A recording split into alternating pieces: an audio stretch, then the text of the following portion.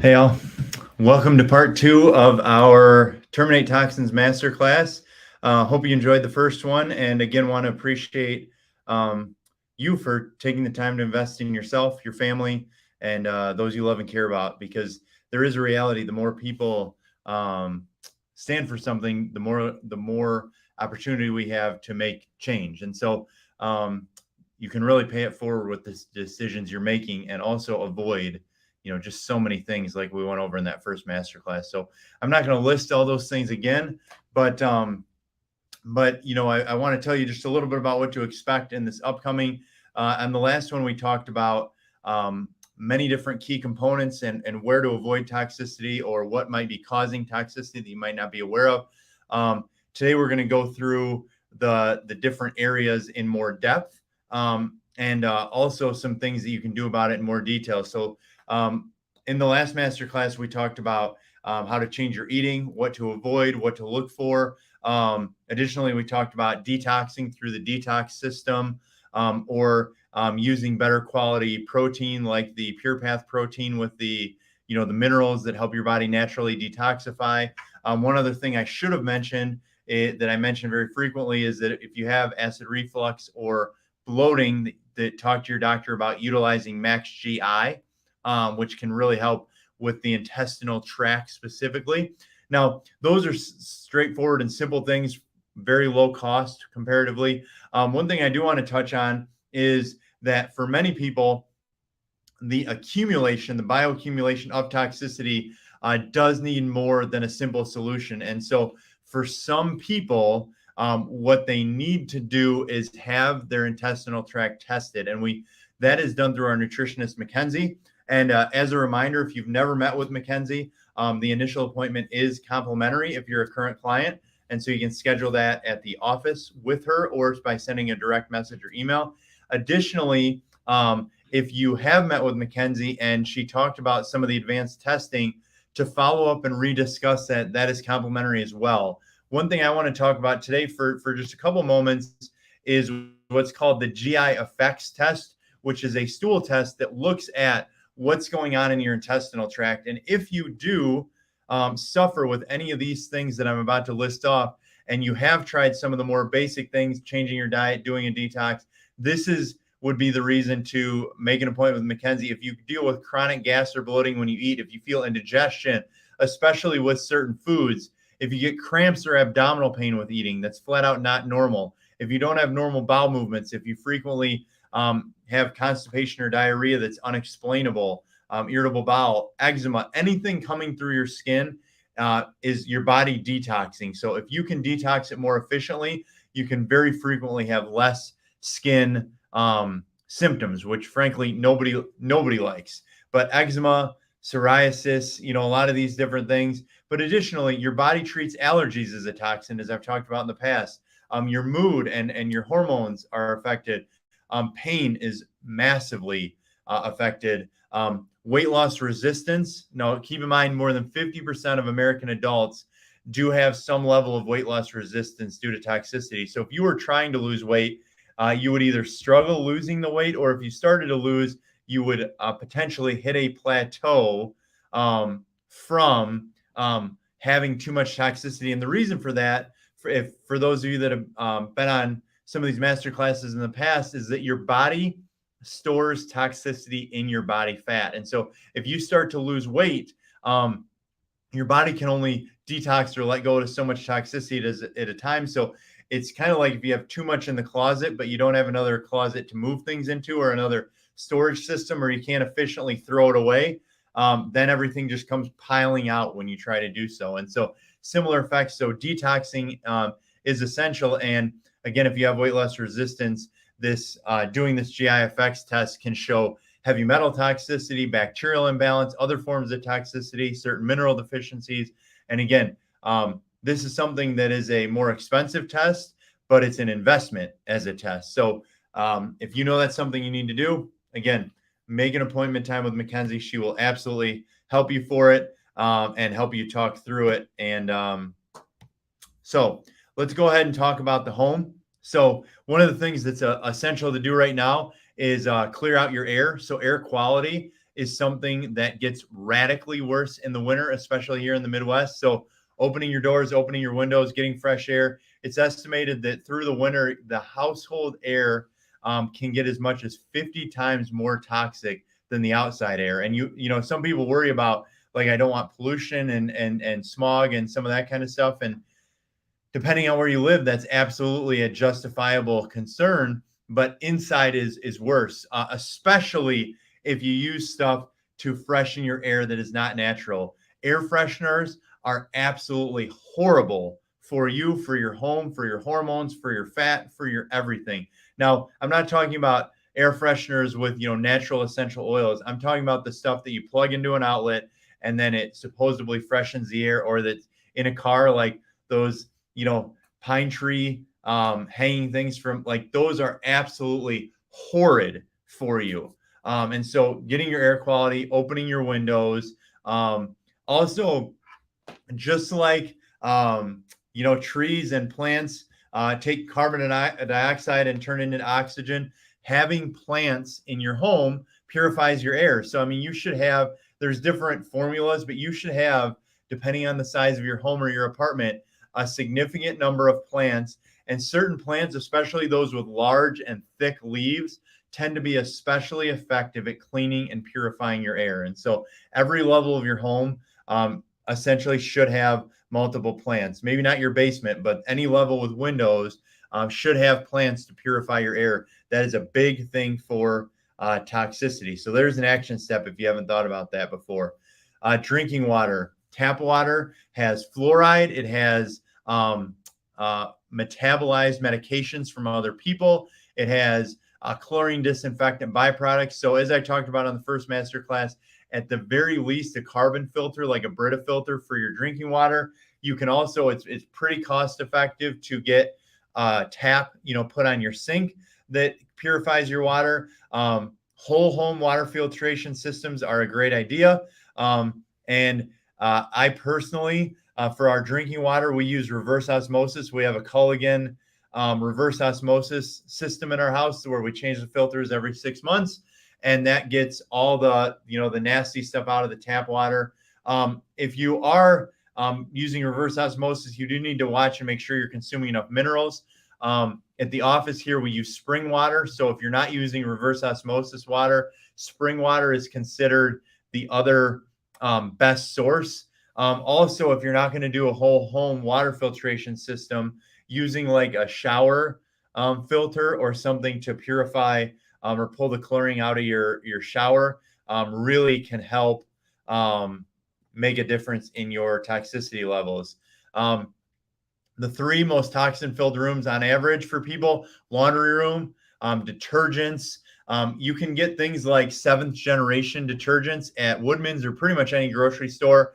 There are other companies that are direct to you, like Shackley and Melaleuca, that make some great, laundry detergents. In your kitchen, I mentioned, what sticks to your dishes, like if you use a dishwasher, so using more natural soaps, but also the cleaners that you use. And then in the bathroom, I mean, this is probably the most toxic room in most people's houses. Makeup, toothpaste, and deodorant are huge problems, things that need to be switched over more natural. Additionally, things like shampoo and the soaps that you use, especially because you do breathe those in with the steam in the shower. But anything that's going to sit on your skin long-term or get put in your mouth is the first thing to change. So if I'm changing anything in the house from a toxicity standpoint, I'm going deodorant, toothpaste, and makeup. Those are the big things. Now, I personally don't wear makeup, but, plenty of you that are watching do. And, again, just an important thing to think about. And then, some of these other things that we talked about, like purified water, air. But these are silent killers. They're things that have a really negative effect on your body. So again, my question for you is, what action step do you need to have? What things can you change? Now, I'm going to make this big, and this might be something worth screenshotting, but this is the Environmental Working Group resources for like which cosmetics are the best and the worst.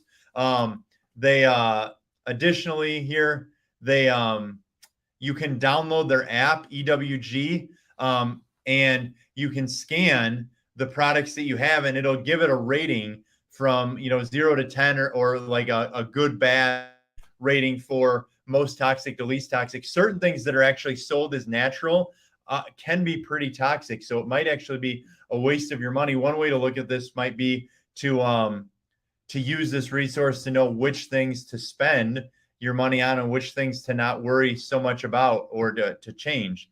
So on top of the things that I already mentioned in the bathroom, the other things that I didn't mention were like face wash, hairspray, and medication. I feel like we hit medication pretty hard already. Again, look for the root cause of the problem. Anytime you can get that toxin out of your body, especially when you're regularly digesting it, you're going to reap the benefits long term, or you're not going to have the side effects long term, even those unknown side effects.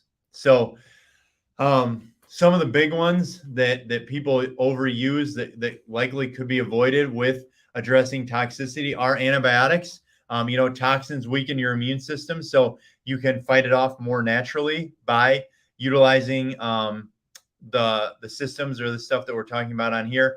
But antacids, laxatives, I mean, those are very, very toxic medications and should be avoided if you can stand to avoid them. But again, you have to decide what it is. Toxins in the kitchen, we've already addressed most of these, but I want to give some ideas. So, the cleaners and the foods we talked about, pots and pans. Teflon can transfer into your food so easy, especially scratched Teflon. So what I'm talking about is the non-stick pans.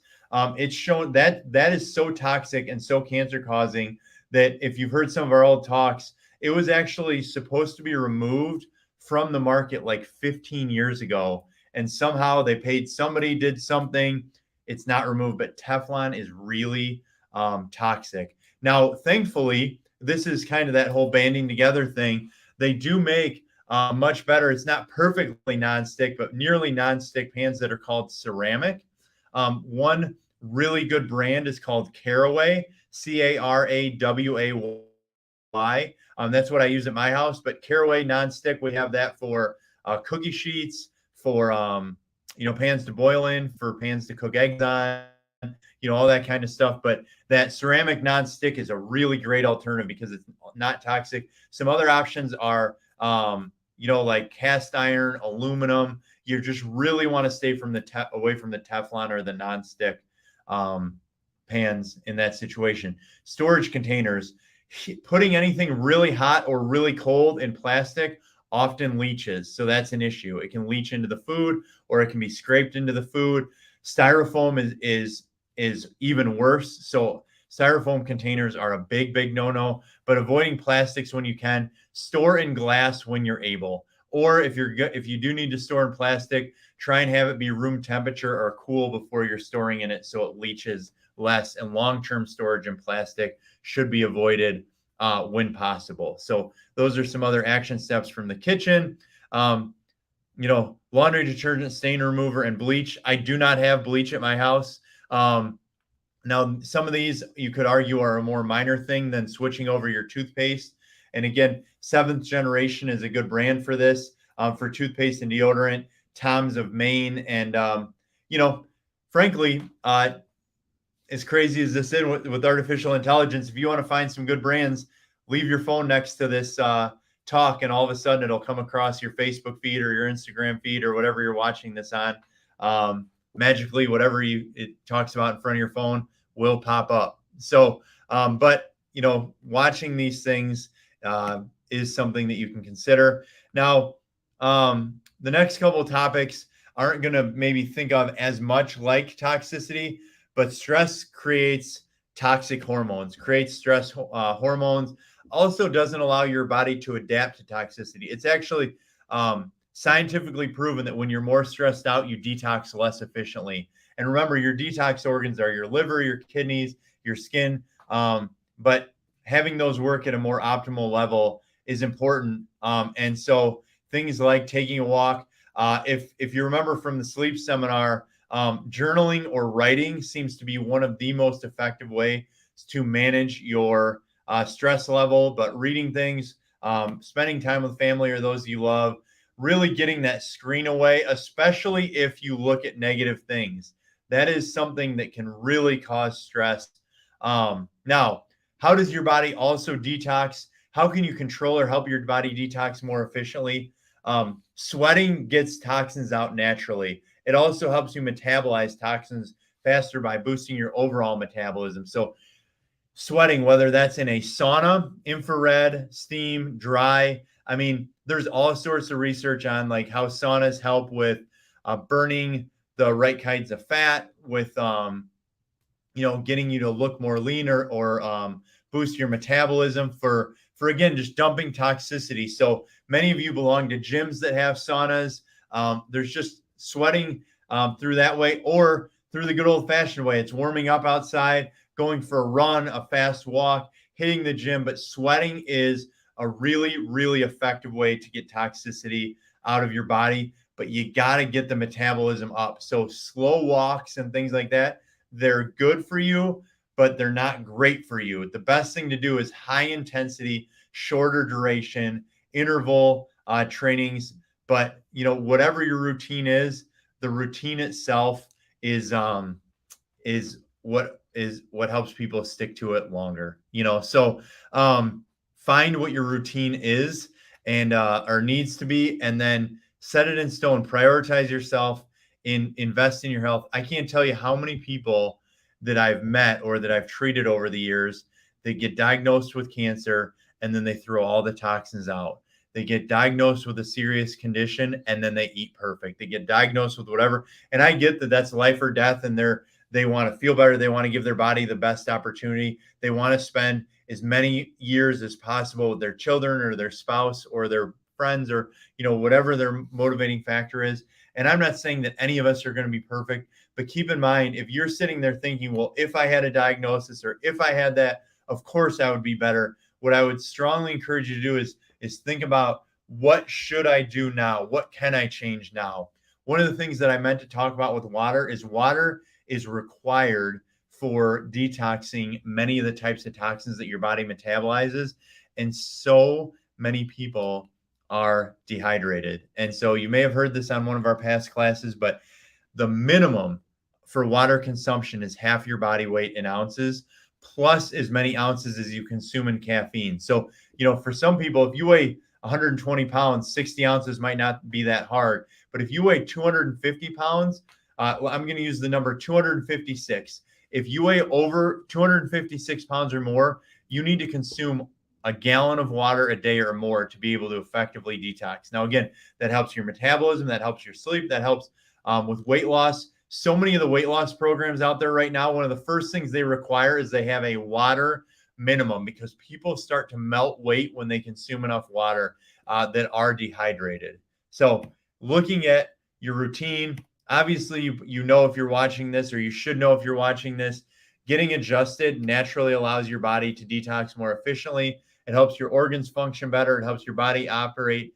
at a higher level. I literally just today had somebody tell me, I've had a skin condition for over 37 years. And when it flares up, it's horrible for 6 weeks or more. I've had it since I was 8. She said it's the best it's been. I had my first flare up since I've been under chiropractic care. It got better faster than it has any other time in my entire life. I've changed nothing else. It must be this, so this stuff happens so frequently, and allowing your body to function at a higher level is a big deal. So I'm going to go ahead and give you the last mystery word, which is oxide, OXIDE, oxide. And then I'm going to read you this quote, and we're going to kind of wrap up here. It says, this is B.J. Palmer, the most influential person, considered the developer of chiropractic. So took over the chiropractic school of Palmer over 100 years ago.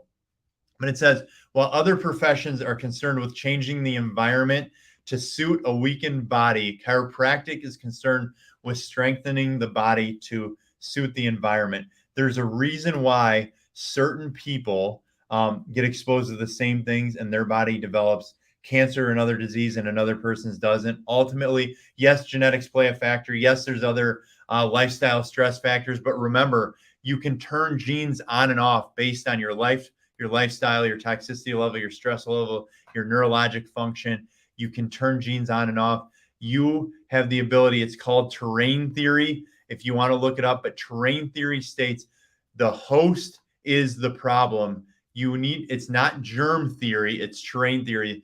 The stronger you can make your body, the more you can control the strength that you have by getting enough sleep and doing all the other things that we talk about, the better off you're going to be, the more you're going to be able to handle everything you come in contact with. So my question for you is, what is your next step? What's your next step? What do you need to do? What action steps are you going to implement? What are you going to buy at the grocery store? What are you going to cut out? What are you going to throw away? Don't finish your deodorant that's full of aluminum. Throw it away and get the right stuff. Don't wait till Christmas to get new pans. Buy new pans as a Christmas present right now. What do you need to do to improve the quality of your life, your family's life, and your health? I appreciate all of you that follow through. Have a very blessed day.